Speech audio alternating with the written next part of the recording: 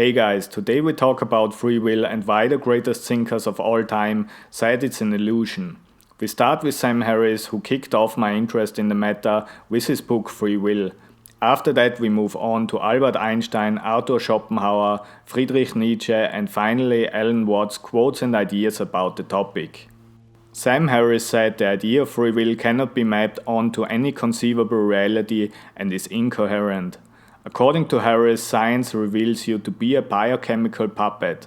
People's thoughts and intentions emerge from background causes of which we are unaware and over which we have no conscious control. Every choice we make is made as a result of preceding causes. These choices we make are determined by those causes and are therefore not really choices at all. So we basically are just a passenger in our body. Our mind tries to predict certain outcomes by analyzing past experiences and then chooses the best option for us. This is also in line with artificial intelligence experts that basically think our mind is just an intelligent pattern recognition machine. The better you are at pattern recognition, the higher your IQ will be. IQ tests therefore often just are a stream of objects where you have to identify the underlying pattern to it. Really smart people like Albert Einstein recognize patterns in very complex correlations and systems. His theory of relativity is based on this principle. Isaac Newton found a pattern in how objects react and influence each other and formulated the laws of motion and universal gravitation. However, it was Einstein who improved on the theory and formulated an even better one that can predict the outcome of objects influencing themselves even greater detail and on a much bigger scale. Asking Einstein about what he thinks of free will, he made the following quote: "If the moon in the act of completing its eternal way around the earth were gifted with self-consciousness, it would feel thoroughly convinced that it was traveling its way of its own accord. So would a being endowed with higher insight and more perfect intelligence, watching man and his doings, smile about man's illusion that he was acting according to his own free will." His basic understanding of the world we live in is the fact that everything is based on the laws of physics. If a planet could not decide where he ended up in the universe, how could we ever think we can decide what to do or not? We are only creatures that happen to live on this planet because of the laws of physics and biochemical reactions. Human beings in their thinking, feeling and acting are not free agents but are as casually bound as the stars in their motion. Einstein also quoted Schopenhauer when asked about free will. "I do not believe in free will. Schopenhauer's words, 'Man can do what he wants, but he cannot will what he wills,' accompany me in all situations throughout my life and reconcile me with the actions of others, even if they are rather painful to me.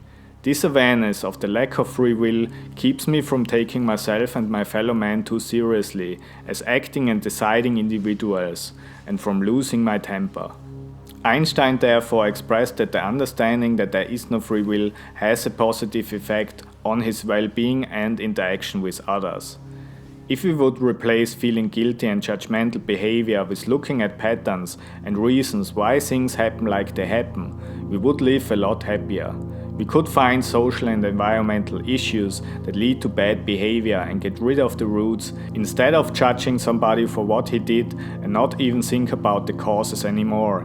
Only when we understand the patterns of something that did go wrong, we will be able to adapt and improve our social interactions. Schopenhauer claimed in his essay on the freedom of the will, humans have absolutely no free will.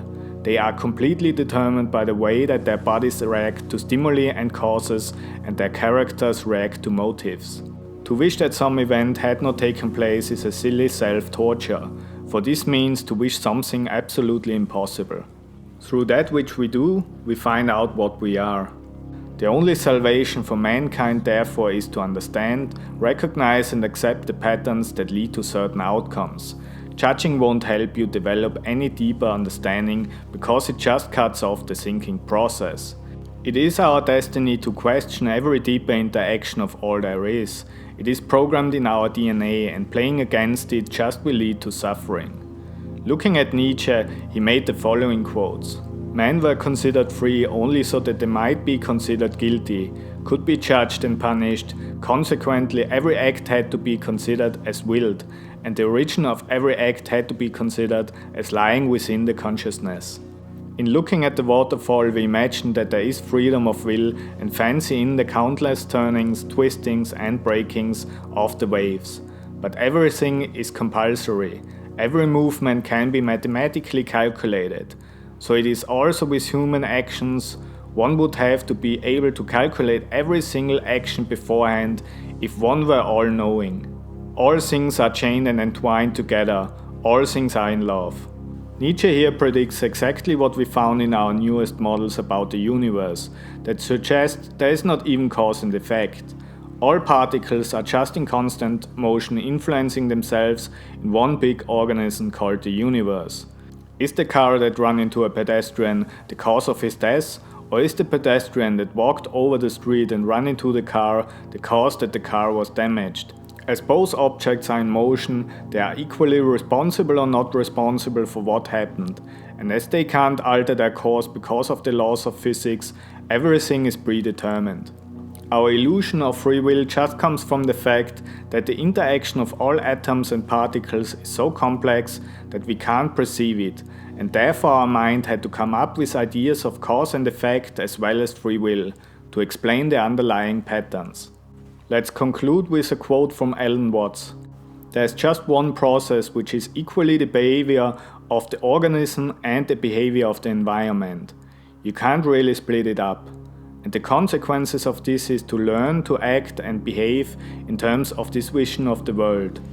Not as you are acting upon the world, not as it acting upon you, but as the unfoldment of a process which, as you understand it, you become more intelligent and act more intelligently.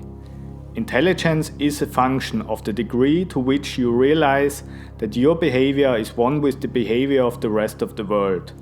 The more you realize that, the more you appear to be better in control, although you are not actually controlling. You are a function of what the whole universe is doing, in the same way that the wave is a function of what the whole ocean is doing. Well, I hope you guys enjoyed the video. Please like and subscribe and forward this to somebody who could be interested in the topic. See you then, over and out.